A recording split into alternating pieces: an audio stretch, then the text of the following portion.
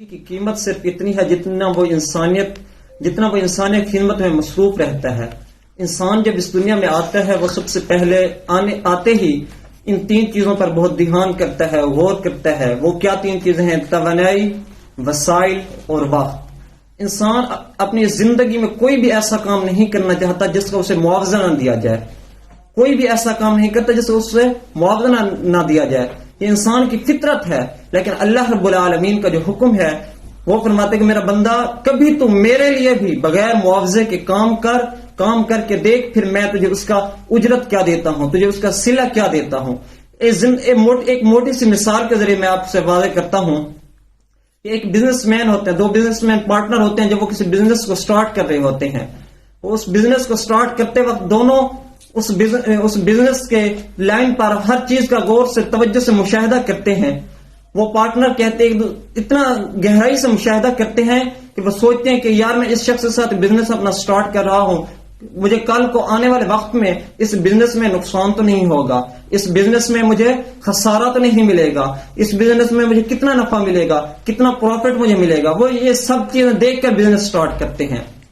اسی طرح انسان بھی جب رب سے بزنس کرتا ہے، رب سے رشتہ اپنا جوڑتا ہے، رب سے کوئی سودا کرنے لگتا ہے، تو پھر یہ نہ دیکھے کہ وہ ذات مجھے اجرت کتنے دے گی. نہیں، اجرت اس ذات کی جو آپ کو اجرت مل رہی ہوتی ہے اس اجرت کو نہ دیکھے. وہ صرف اپنے رب کی اور اپنے رب کی نعمتوں کا شکر ادا کرتے ہوئے بے لوث انسانیت کی خدمت کرے.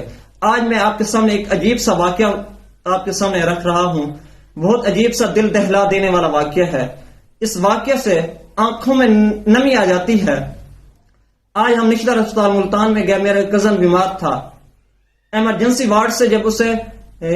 جب اسے وارڈ میں شفٹ کرنے لگے تو ایک بچہ جس کی عمر 12 سال تھی وہ ویل چیئر لے کر آ گیا. وہ کہتا ہے کہ بھائی جان میں آپ کے مریض کو جس وارڈ میں آپ نے منتقل کرنا ہے میں لے کر جاؤں گا. ہم نے کہا ٹھیک ہے. وہ بچہ مریض کو اس وارڈ میں لے کر گیا. جب ہم نے مریض کو بیڈ پر لٹایا تو اس بچے سے کہا کہ بیٹا یہ لو، یہ 100 روپیہ ہے، یہ آپ کا انعام ہے، آپ ہماری ہیلپ تھوڑی سی کی ہے. بچے نے کہا کہ سر میں یہ 100 روپیہ نہیں لیتا. پھر اسے 200 دیا گیا.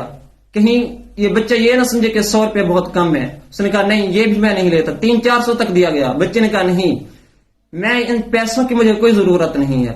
پھر اس بچے سے پوچھا کہ بچہ تو یہ اس پیسوں کی ضرورت نہیں، آخر کون سی ایسی مجبوری ہے؟ تیری 12 سال عمر ہے، تو ہسپتال کے اندر کام کر رہا ہے. اس بچے نے کیا خوب شاندار جواب دیا. اس بچے نے کہا کہ بھائی جان میں سارا ہفتہ اسکول میں پڑھتا ہوں، صرف ایک دن چھٹی کا آتا ہے، وہ بھی سنڈے کا دن ہوتا ہے، اتوار کا دن آتا ہے.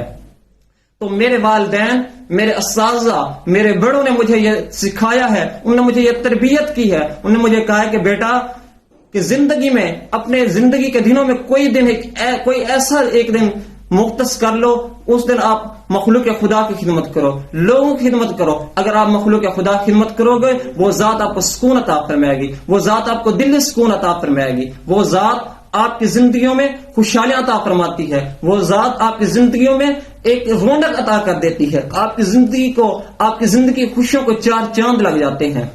وجہ کیا ہے کہ مخلوق خدا کی خدمت. آج کافی سارے ہمارے سامنے ایسے لوگ ہیں، ایسی مثالیں، زندہ مثالیں ہیں.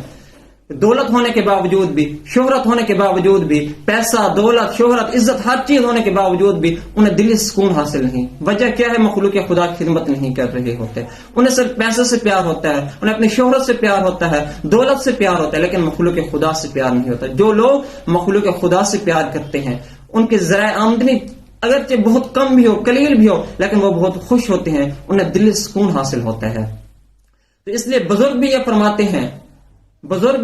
فرماتے کہ بیٹا لوگوں کی خدمت کر. لوگوں کی اگر خدمت کرے گا، اہل علم کی قدر کر، اپنے سادہ کی خدمت کر، بڑوں کی خدمت کر، بزرگوں کی خدمت کر. اگر تو ان کی خدمت کرے گا، غریبوں کی، فقیروں کی، محتاجوں کی خدمت کرے گا، وہ ذات تجھے ضرور کامیاب فرما دے گی. اگر کامیابی تک جانا ہے، کامیابی تک جانے کے لیے ایک فارمولہ، جہاں کامیابی تک جانے کے لیے محنت ہے، وہاں مخلوق خدا کی خدمت بھی ہے. مخلوق خدا کی خدمت کرو گے، محنت کرو گے، وہ ذات آپ کو ضرور کامیاب فرما دے گی. اس طرح ایک بچہ ساحل سمندر پر بیٹھا کچھ مشاہدہ کر رہا تھا، بیٹھا کھیل رہا تھا.